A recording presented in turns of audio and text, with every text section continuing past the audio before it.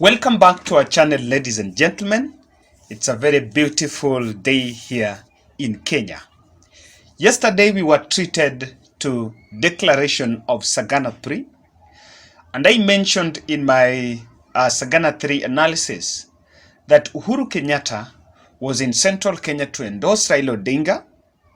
Two was to make sure that he actually neutralizes William Ruto influence in central Kenya. And that is two. Then three was the track record. After yesterday's announcement, it has now opened up the political space, and now things are now getting narrowed down to a two-horse race between Raila and William Ruto. But then there is a question that for me I was actually asking myself. If William Ruto, the deputy president, had been campaigning in central Kenya for the last 4 years, do you think Sagana declaration, the one-day Sagana declaration, is enough to uproot, or rather to change everything for central Kenya? And this morning I decided to put a call to a gentleman who attended it, Pius Kinubia, who is vying for Murang'a senatorial seat with ODM. And I just put this question, bro, do you think the ground has shifted? And his answer was straight, that it is not yet. It might be still premature. And of course, it might be still premature. So what do we expect? Yesterday's announcement, I think, was clear indication to William Ruto that his boss is not going to support him in 2022, whatever the case. And something that actually came out is that Uhuru Kenyatta now set the stage on a strong opposition against William Ruto politics, especially in central Kenya. Also saying how he's not been working with him in the second term and has been doing campaigns. And Uhuru also took an issue with what is said as the politics of money that had taken root of central Kenya. And according to him, what William Ruto was giving the churches and the central Kenya community was the proceeds of corruption. And people have said that that was a hard tackle. Even though sometimes when you talk about corruption, it cuts both sides. There is no other leader who really is out to fight corruption. So after yesterday, we are expecting, William Ruto came out and he's now telling Raila Odinga that toka nyuma ya Uhuru. He's now telling Raila Odinga that don't depend on Uhuru, come and fight with me one-on-one. And the truth of the matter is, the Sagana declaration sent UDA team in a panic mode. There was this information that came out that there are some people that were sent there to go and at least heckle and maybe embarrass the president. But that strategy did not work out because the security was beefed up. And also I think the mood changed. With the presence of the president, the mood really changed. And at the end of the day, they were given some appreciation for just attending that Sagana meeting. So guys, that is what politics is. And the politics of central Kenya is key to Raila Odinga's presidency. Now, I want us to go straight to this point. Do you think if Uhuru's plan was to make sure that he dismantles William Ruto from central Kenya, and I want to believe that's why he went to central Kenya. You dismantle William Ruto, then plant Raila Odinga presidency. Then it cannot take Sagana 1, Sagana 2, and Sagana 3. There must be more. And that is what I want to look at in this video, on what Uhuru can do. The next moves that the Uhuru team can make in central Kenya to keep the momentum and at least gain as much as central Kenya is concerned. Raila Odinga team believes that they don't need 70% from central Kenya. They actually need 50%. And I know some people will tell me here 40. But I think he needs 50. Unlike him, William Ruto's tyranny of numbers, he's actually base, he needs 70% from central Kenya. He needs like 70 or 80% from central Kenya. And then his strategy targeted the youth. And so even Uhuru Kenyatta, and I realized that even during when he was doing that speech, he was so specific to our young people do not know the history of our country, they're short-sighted, and I cannot blame them if they are told that there is no development. But the truth is, they must target that group.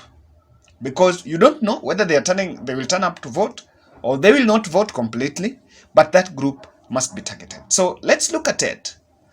What Uhuru can do to help Raila secure the 50% Central Kenya vote. We don't want to be overambitious by saying that Uhuru is going to take all of it. I don't think that is realistic. Now, that is what I want to look at. And guys, if you're watching this video and you haven't subscribed, can you take a second and subscribe? And more importantly, also, you can also click the notification bell so that when we publish a video, you will be notified. What next? It is time for Uhuru Kenyatta to raid UDA. Because the truth of the matter, the truth in the ground is this.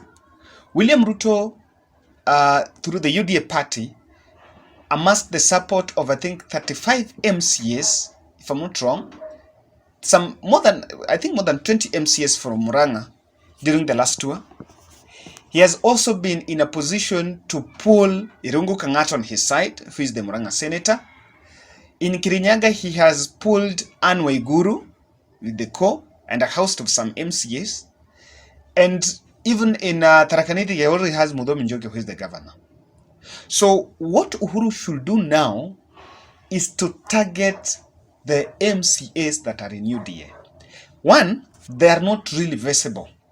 And most of them have not come out to say, yes, supporting UDA, and they've not really been, they have not really gelled with the ground.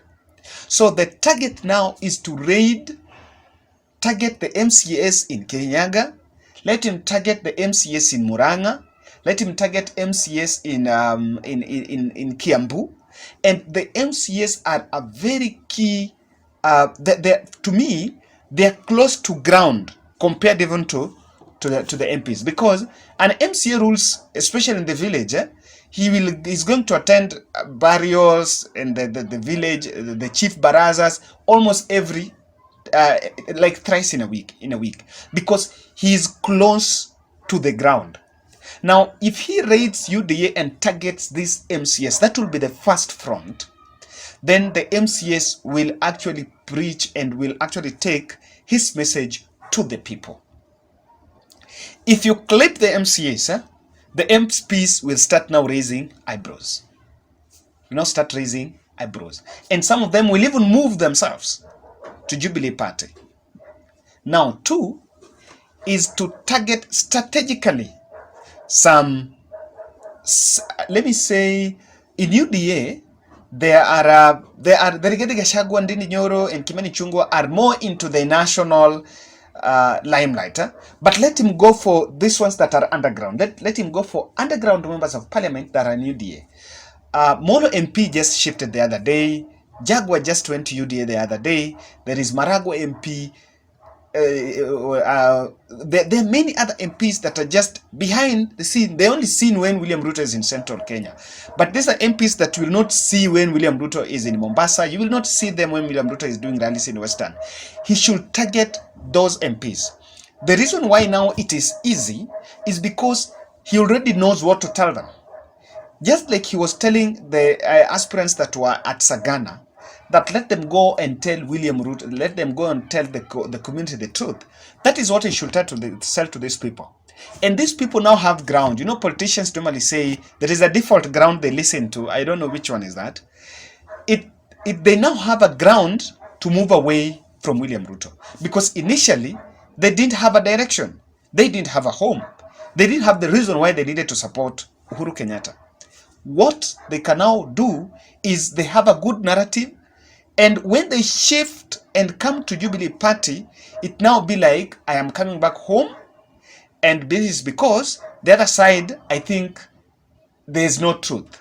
The truth is, Central Kenya have gained from President Uhuru Kenyatta's government, and with that shift, the perceptual value of people moving from UDA to come back to President Uhuru Kenyatta because of Sagana III, it's going to add value. In marketing, it's called conversion rate.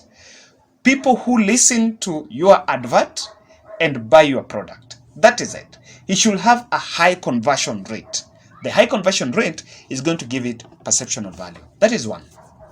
Two, I want to my point number two is to employ the three factions of Jubilee of Central Kenya leadership to shift the ground.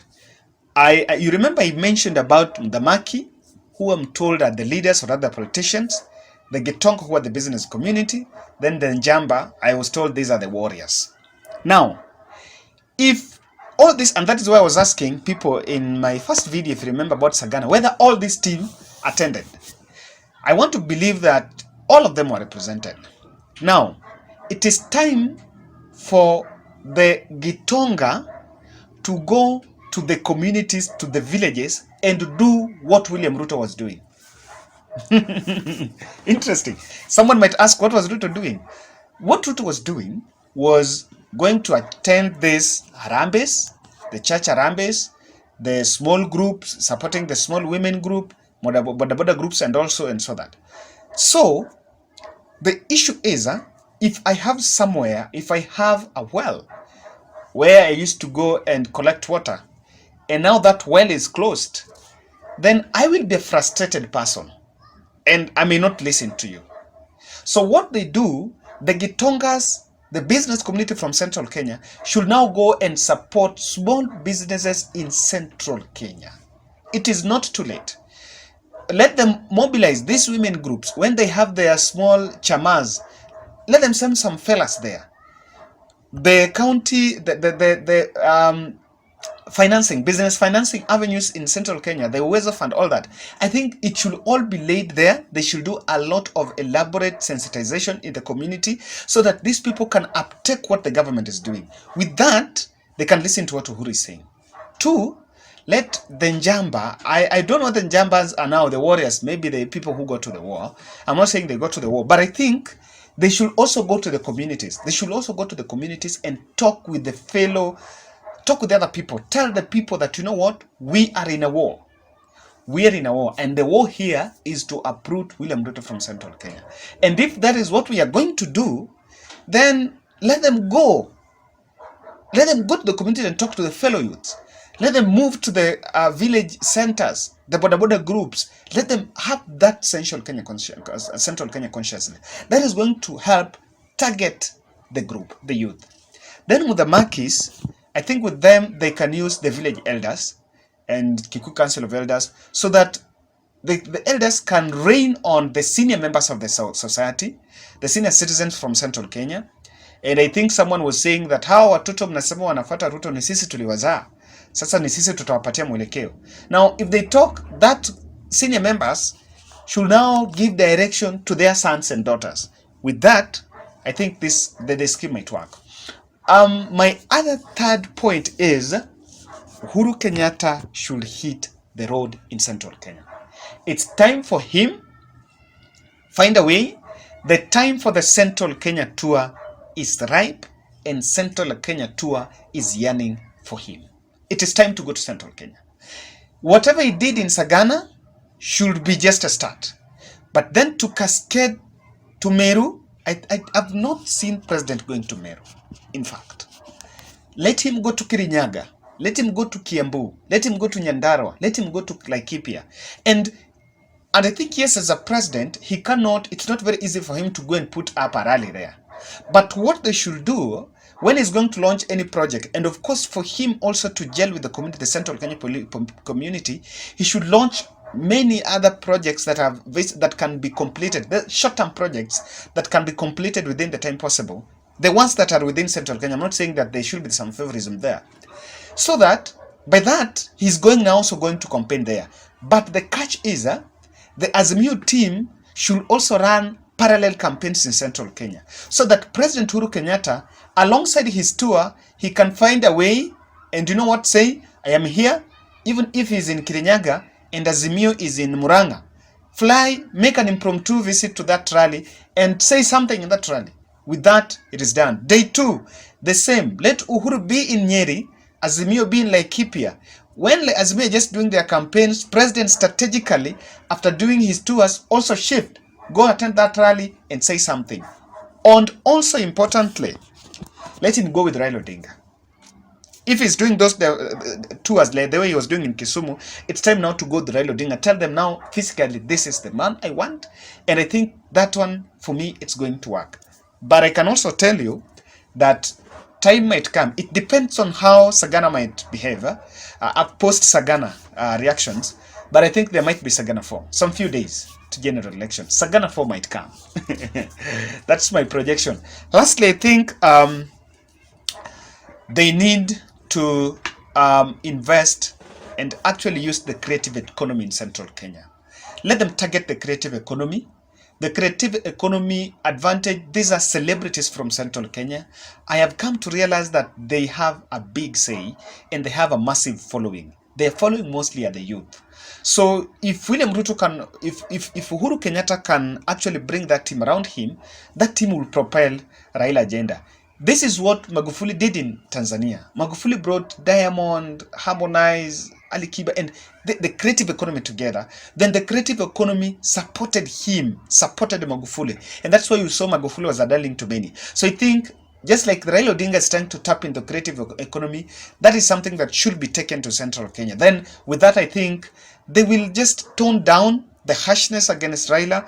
They will try to demystify the Raila phobia there. And then in the long run, if the target was to give Raila 50%, for me that was going to work. But for William Ruto, it's time to wait. Don't make the shot. Keep waiting. Just wait a bit. Let's see how the ground behave. Then he can revert. But I understand he's going to walk out of the country. So I believe that is a very good move. He's going to be out of the country for 10 days. And of course, I'm coming back to do that video here. So that's going to give him time to let's rejuvenate. Give Uhuru, let these people run their thing. Then when he comes back, he can now hit from behind. But then guys, that's my analysis. What do you think? What do you think?